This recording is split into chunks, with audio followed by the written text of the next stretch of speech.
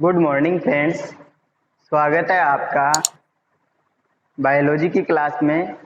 स्वागत है आपका एंजाइम की लास्ट क्लास में। पिछले लेक्चर में हमने संदमन के बारे में पढ़ा था। संदमन, उसके टाइप ये हो गए थे। अब आज हम जो एंजाइम का रेस्ट पार्ट है, जो बाकी बचा हुआ पार्ट है, आज देखेंगे। तो पहला बिंदु आ जाएगा इसमें एलोस्टेरिक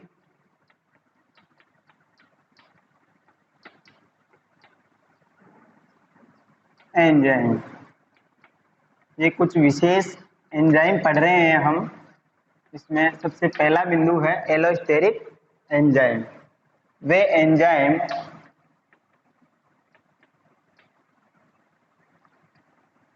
जिनमें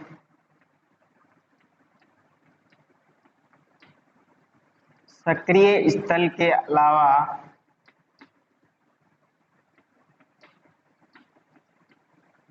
अन्य स्थल पाए जाते हैं,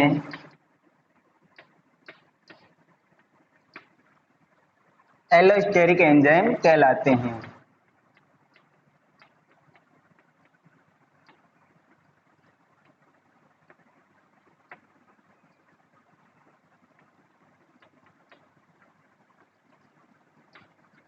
दोस्तों, हमने नॉन कॉम्पिटिटिव प्रकार का जो इनहिबिशन था उसमें एलोस्टेरिक स्थल के बारे में पढ़ा था। तो जिनमें एलोस्टेरिक स्थल होंगे वो क्या होंगे? एलोस्टेरिक एंजाइम होंगे। तो इनमें ये मान लो एक एंजाइम है,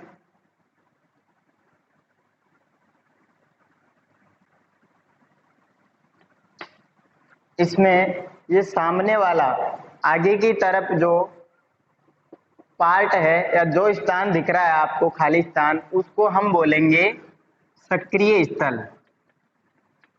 क्या बोलेंगे दोस्तों? सक्रिय स्थल।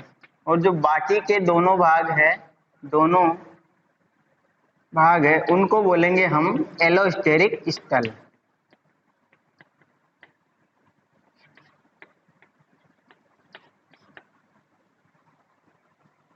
इस एंजाइम पर दो प्रकार के यौगिक जुड़ेंगे। पहला है सक्रिय स्थल। इस पर केवल अभिकारक जुड़ते हैं। केवल और केवल क्या जुड़ेंगे? अभिकारक। केवल अभिकारक जुड़ते हैं। और जो दूसरे प्रकार का स्थल है, इससे जुड़ने वाले जो भी है यौगिक है, उनको बोलेंगे हम एलोस्टेरिक मॉड्यूलेटर। इनको बोलते हैं हम एलोस्टेरिक मॉड्यूलेटर।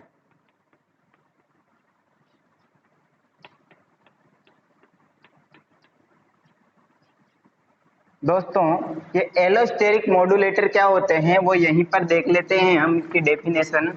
वे यौगिक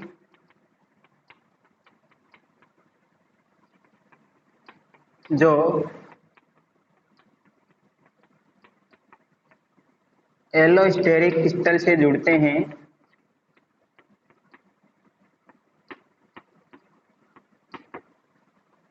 एलोस्टेरिक मॉड्यूलेटर कहलाते हैं।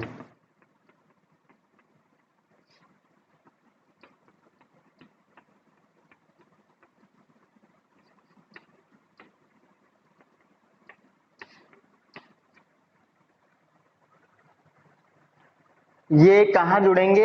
एलोस्टेरिक स्थल से जुड़ेंगे। और इनके भी दो प्रकार हो जाते हैं दोस्तों। पहला है एलोस्टेरिक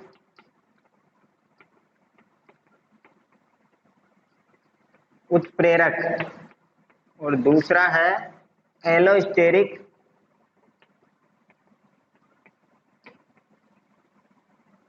संदमक। एलोस्टेरिक उत्प्रेरक क्या होते हैं? ये एंजाइम की क्रिया को बढ़ा देते हैं।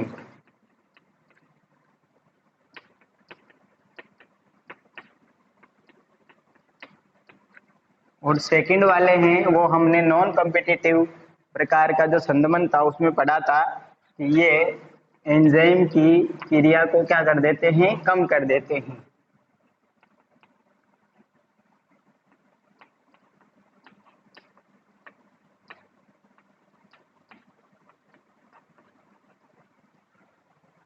इनका एग्जाम्पल हो जाएगा दोस्तों हेक्सोकाइनेज,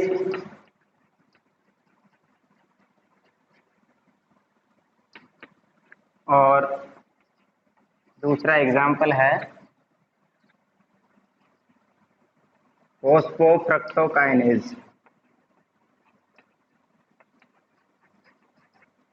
ये दो एंजाइम है, वो एलोस्टेरिक मॉड्यूलेटर के रूप में काम करेंगे, अर्थात एलोस्टेरिक स्थल से जुड़ेंगे। ये दो एंजाइम है हेक्सोकाइनेज और फोस्फोफ्रक्टोकाइनेज। इनमें एलोस्टेरिक स्थल मौजूद होते हैं, जहां पर कौन जुड़ते हैं, एलोस्टेरिक मॉड्यूलेटर जुड़ते हैं। अब इसके बाद में आगे वाला बिंदु है हमारे, उसे बोलेंगे हम आइसोजाइम्स। आइसोजाइम्स, आइसो का मतलब होता है इक्वल, और जाइम्स को हम एंजाइम मान सकते हैं। वे एंजाइम जो एक ही अभिक्रिया पर काम करे वो क्या होंगे, आइसोजाइम्स। तो इसकी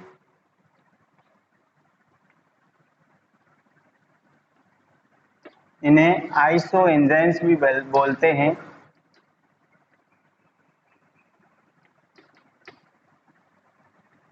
जब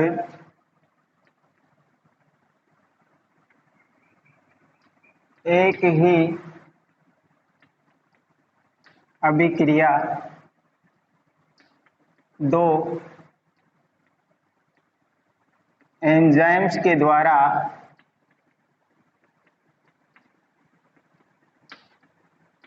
उत्प्रेरित की जाए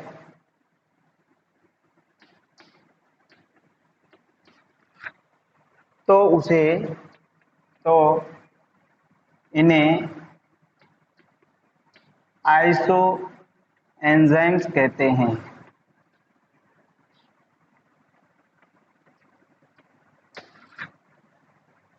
एग्जाम्पल देखेंगे दोस्तों इसका, ग्लूकोज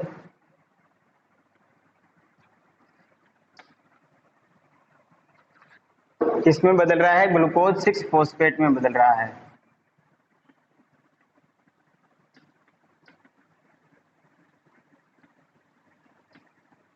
फॉस्फेट में बदल रहा है।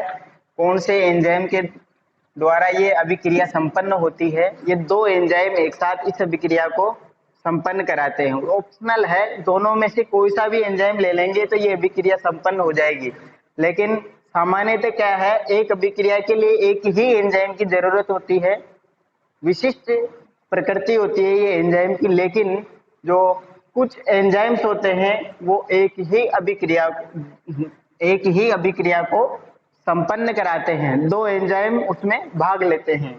चाहे देखो पहला है पार्ट हो जाएगा इसका, इसे हम बोलेंगे हेक्सोकाइनेज, ये फर्स्ट एंजाइम है, और दूसरा एंजाइम हो जाएगा यहीं पर ग्लूकोकाइनेज। इस अभिक्रिया को हेक्सोकाइनेज के द्वारा भी ग्लूकोज 6 फॉस्फेट में बदला जा सकता है, और ग्लूकोकाइनेज के द्वारा भी ग्लूकोज 6 फॉस्फेट में बदला जा सकता है। तो आइसोजाइम्स अगर हमसे पूछ लिया जाए तो वे एंजाइम जो एक ही अभिक्रिया को संपन्न कराए या उत्प्रेरित कराए उन्हें क्या बोलते हैं, आइसोजाइम्स बोलते हैं। तो इसका एग्जाम्पल हो जाएगा दोस्तों हेक्सोकाइनेज और ग्लूकोकाइनेज। ठीक है, अब इसके बाद हम आगे वाला एंजाइम देखेंगे, विशिष्ट एंजाइम, जिसका नाम है एंजाइम्स।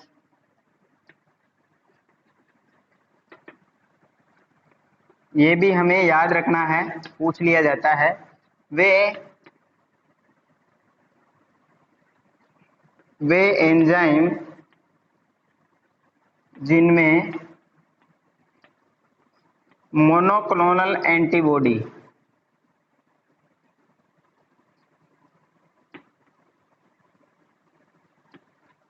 एंजाइम के रूप में काम करे।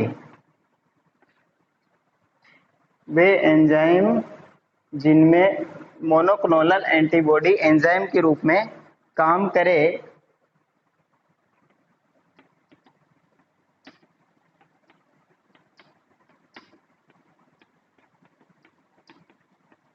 उसे क्या बोलेंगे? एंजाइम्स बोलेंगे।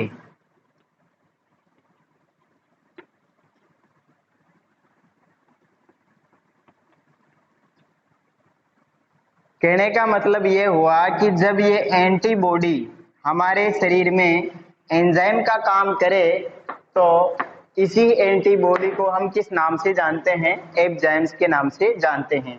मोनोक्लोनल एंटीबॉडी क्या होती है? इम्यून सेल्स होती है, एक ही प्रकार की, जो एक दूसरे की क्लोन होती है। वो जो एंटीजन होता है, एंटीजन का वह भाग जो एंटीबॉडी से जुड़ा होता है क्या कहलाता है? एपिटोप होता है। तो ये सारी जो सेल्स होती है वो किससे जुड़ जाए? अगर एक ही एपिटोप से जुड़े तो उसको बोलते हैं मोनोक्लोनल टाइप की एंटीबॉडी। ठीक है दोस्तों। अब इसके बाद हम अगला बिंदु लेंगे, वो होगा प्रोडक्ट इनहिबिशन। ये बहुत इंपॉर्टेंट है, प्रोडक्ट इनहिबिशन। इसी को हम फीडबैक इनहिबिशन भी बोलते हैं।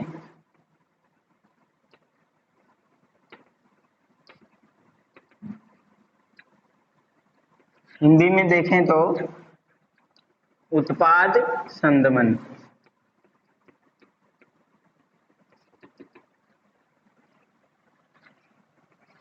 दोस्तों ये क्या चीज है वो हम एक एग्जांपल से देखेंगे।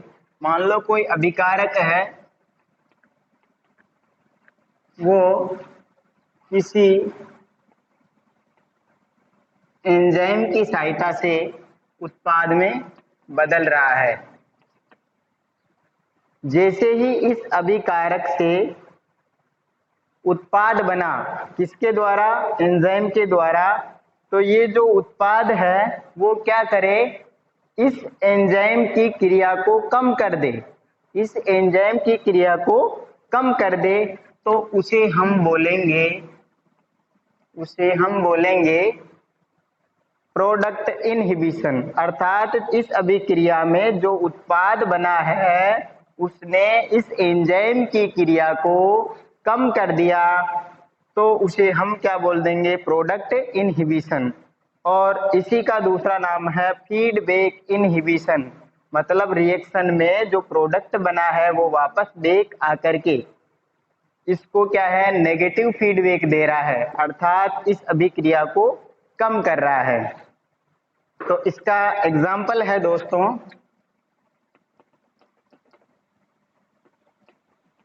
हेक्सोकाइनेज।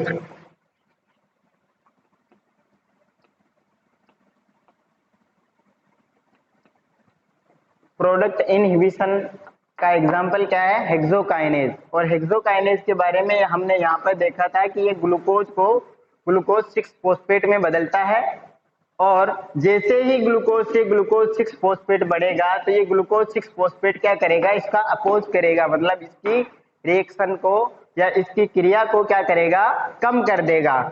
जिससे जो आगे वाले ग्लूकोज के जो पार्टिकल है या जो भी मॉलिक्यूल्स है वो ग्लूकोज 6 फॉस्फेट में आसानी से नहीं बदल पाएंगे। अर्थात जो फर्स्ट वाले की रेट होगी वो सेकंड, थर्ड, फोर्थ की रेट से कम होती जाएगी और धीरे धीरे धीरे वो अभिक्रिया रुक जाएगी। तो ये था प्रोडक्ट इनहिबिशन। अब इसके बाद हम दोस्तों एंजाइम का लास्ट टॉपिक लेंगे, वो होगा एंजाइम मॉडल या एंजाइम की क्रियाविधि किन दो मॉडल्स के द्वारा संपन्न होती है वो हम देखेंगे। तो अपना अगला बिंदु होगा एंजाइम मॉडल।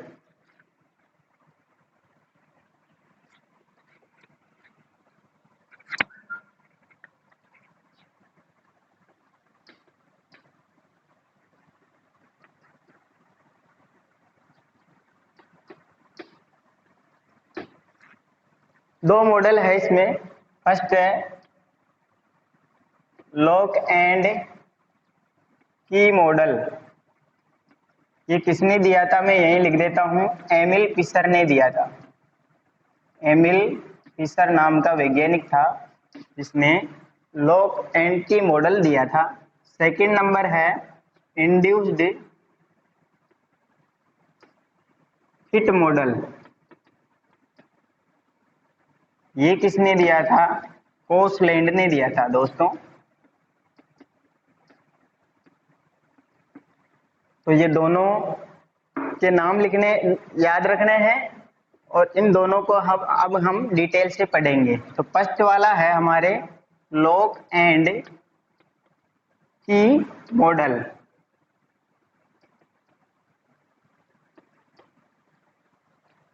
ये कोई एंजाइम हमें दिया हुआ है, इसका ये सक्रिय स्थल है। इससे एक तो ये इस तरीके का अभिकारक है और एक है इस तरीके का अभिकारक। तो इसे बोलेंगे ए और इसे बोल देंगे बी और ये हो जाएगा एंजाइम। तो दोस्तों इस एंजाइम की अभिक्रिया इन दो अभिकारक से करवा रहे हैं। तो इनमें से जो पहले जुड़ेगा उसी को लेकर के प्रोडक्ट का निर्माण हो जाएगा। तो इस मॉडल के अनुसार इस एंजाइम से वही अभिकारक जुड़ेगा जो इसके सक्रिय स्थल के आकार के समान आकार वाला होगा। इसका सक्रिय स्थल जैसा है, अगर अभिकारक का सक्रिय स्थल भी वैसा ही है तो वो अभिकारक इस सक्रिय स्थल पर जुड़ जाएगा और वो आगे प्रोडक्ट बना लेगा। तो इन दोनों में से जो फर्स्ट वाला अभिकारक है वो इससे क्रिया करेगा और ये वाला नहीं करेगा। तो ये मॉडल क्या है, इसको लॉक एंड की मॉडल क्यों नाम दिया, क्योंकि जिस प्रकार एक विशिष्ट ताले के लिए विशिष्ट चाबी होती है उसको खोलने और बंद करने के लिए, लॉक करने के लिए, उसी प्रकार ये मॉडल बोलता है कि जो एंजाइम की प्रकृति विशिष्ट होती है, जो एक विशिष्ट अभिकारक से क्रिया करता है और प्रोडक्ट का निर्माण करता है। अतः सभी प्रकार के अभिकारक सभी प्रकार के एंजाइम से क्रिया नहीं कर पाते हैं। जो अभिकारक विशिष्ट है वो ही एंजाइम से क्रिया करेगा और प्रोडक्ट का निर्माण करेगा। ऐसा क्यों, क्योंकि इसमें सक्रिय स्थल का आकार क्या होता है, समान बना रहता है, उसमें किसी प्रकार का परिवर्तन नहीं होता है। इस मॉडल का मानना है कि जो एंजाइम है उसका सक्रिय स्थल चेंज नहीं होता है। तो इसके जो बिंदु है वो हम यहाँ देख लेते हैं। तो पहला क्या है, पहली शर्त क्या होनी चाहिए इस मॉडल के अनुसार, अभिकारक का जो आकार है वो किसके समान होना चाहिए, सक्रिय स्थल के समान होना चाहिए। तो अभिकारक का आकार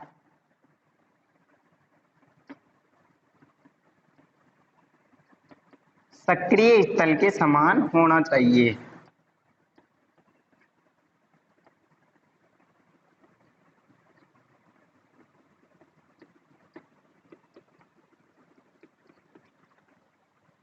दूसरा है इनका क्या है, सक्रिय स्थल का आकार परिवर्तित नहीं होता है। सक्रिय स्थल का आकार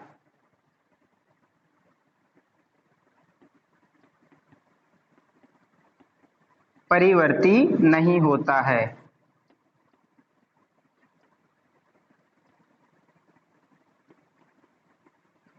तो ये था हमारा लॉक एंड की मॉडल। अब हम देखेंगे दूसरा मॉडल जिसका नाम है इंड्यूस्ड फिट मॉडल।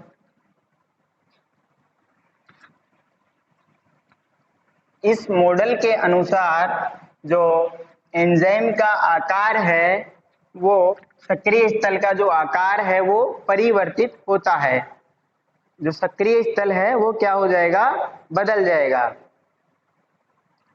कैसे दोस्तों, मान लो ये कोई एंजाइम है जिसका आकार ये है, इससे ये कोई अभिकारक है, वो क्या कर रहा है, रिएक्ट कर रहा है। ये सेकंड मॉडल हम यहाँ पर देख रहे हैं। इसको हिंदी में प्रेरित आसंजन सिद्धांत भी बोलते हैं। प्रेरित आसंजन मॉडल या सिद्धांत, वो जो भी है वो इसे बोलते हैं। ये एंजाइम है जिसका ये क्या है, सक्रिय स्थल है और ये है अभिकारक। तो इसकी अगर हम इसको लॉक एंड की मॉडल के अनुसार देखें तो प्रोडक्ट का निर्माण क्या होगा, नहीं होगा। लेकिन इंड्यूस्ड फिट मॉडल बोलता है कि जैसा अभिकारक है वैसा ही रूप ले लेता है एंजाइम, तो उन दोनों की क्रिया संपन्न हो जाती है। तो इसमें इस प्रकार से प्रोडक्ट बन जाएगा दोस्तों। ये जो सक्रिय, ये जो एंजाइम है तो उसका जो सक्रिय स्थल कैसे था, राउंड राउंड था, वो क्या हो जाता है, वो कैसे हो जाता है, वो इसके जैसा हो जाता है। अर्थात राउंड से किस प्रकार बदल गया, जो ये वाला जो साइड है ये इसके जैसे हो जाता है और इनमें आसानी से रिएक्शन हो जाती है और प्रोडक्ट का निर्माण, ये तो क्या है, ES कॉम्प्लेक्स हो जाता है और आगे क्या है, प्रोडक्ट फॉर्मेशन होगा। तो इस तरीके से रिएक्शन होगी इंड्यूस्ड फिट मॉडल के अनुसार। अब इसमें क्या बिंदु लेंगे हम कि एंजाइम का सक्रिय स्थल है, सक्रिय स्थल अभिकारक के अनुसार परिवर्तित हो जाता है, अभिकारक के अनुसार परिवर्तित हो जाता है।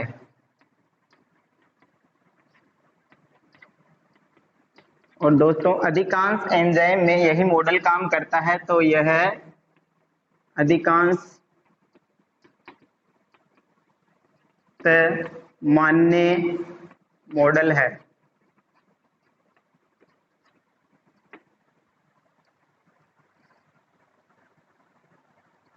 और इस मॉडल को हम क्या नाम, इसका नाम था लॉक एंड की मॉडल। स्पेशल था लॉक एंड की, तो इसका भी स्पेशल नाम हो जाएगा हैंड इन ग्लव।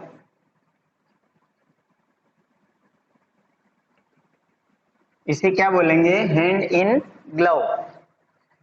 तो इसमें जो जैसे वहां पर लॉक किसका काम कर रहा था, एंजाइम का काम कर रहा था, ये भी लिख लीजिए दोस्तों। इसमें लॉक क्या है, एक एज ए एंजाइम है और की क्या है, एज ए अभिकारक, सबस्ट्रेट जिसे बोलते हैं अभिकारक। और इसमें भी वैसे ही है, हैंड किसकी तरह काम करेगा, एंजाइम की तरह काम करेगा। और ग्लव है, ग्लव जानते हो हाथों में पहनने के लिए आता है, उसे बोलते हैं ग्लव।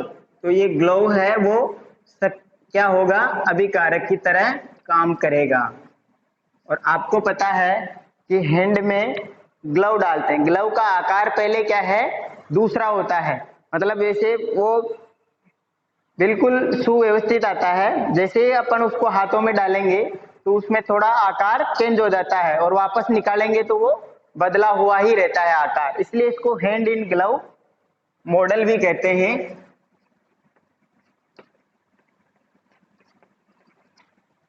तो ये थे दो मॉडल जो एंजाइम की क्रियाविधि में काम आते हैं। अब है एक लास्ट बिंदु हमारे छूट गया था बीच में, वो हम देख लेते हैं।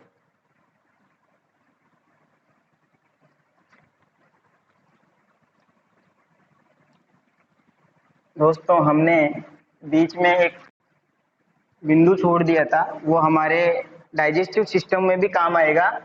उसका नाम वो है जाइमोजन, ये भी एंजाइम ही है, एंजाइम की एक फॉर्म होती है। तो प्रोटीन पाचक एंजाइम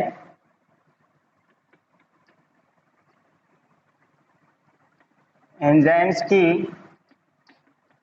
के निष्क्रिय रूप को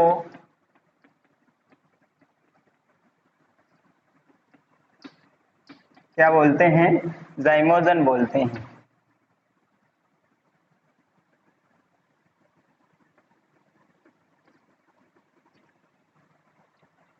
प्रोटीन पाचक एंजाइम, ये हम डाइजेस्टिव सिस्टम में देखेंगे। प्रोटीन पाचक एंजाइम होते हैं पेप्सिनोजन, ट्रिप्सिनोजन, काइमोट्रिप्सिनोजन। ये जब तक निष्क्रिय फॉर्म में पड़े रहते हैं हमारे शरीर में, जब तक इनको कोई भोजन का भाग है वो नहीं मिल पाता। जब ही जैसे ही वो आते हैं इनकी रिएक्शन हो जाती है, अर्थात ये एक्टिव हो जाते हैं। तो पेप्सिनोजन की एक्टिव फॉर्म होती है पेप्सिन, और ट्रिप्सिनोजन की होती है ट्रिप्सिन, और काइमोट्रिप्सिनोजन की एक्टिव फॉर्म होती है काइमोट्रिप्सिन। तो एग्जांपल हो जाएंगे पेप्सिनोजन, ट्रिप्सिनोजन,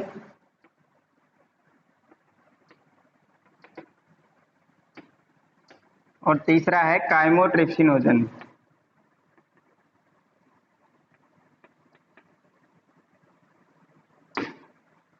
कहने का मतलब ये हुआ दोस्तों कि इनका स्पेशल नाम हो गया। पेप्सिनोजन को हम क्या बोल सकते हैं? जाइमोजन बोल सकते हैं। ट्रिप्सिनोजन को क्या बोल सकते हैं? जाइमोजन बोल सकते हैं। तो ये क्या है? इनकी निष्क्रिय फॉर्म है। तो ये है एंजाइम, ये निष्क्रिय रूप है इनका,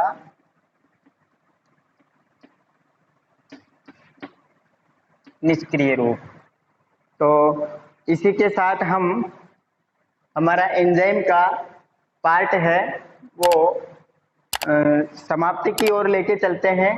और इसके बाद आगे के लेक्चर में हम आगे वाला बायोमोलिक्यूल देखेंगे जिसका नाम है कार्बोहाइड्रेट। धन्यवाद दोस्तों।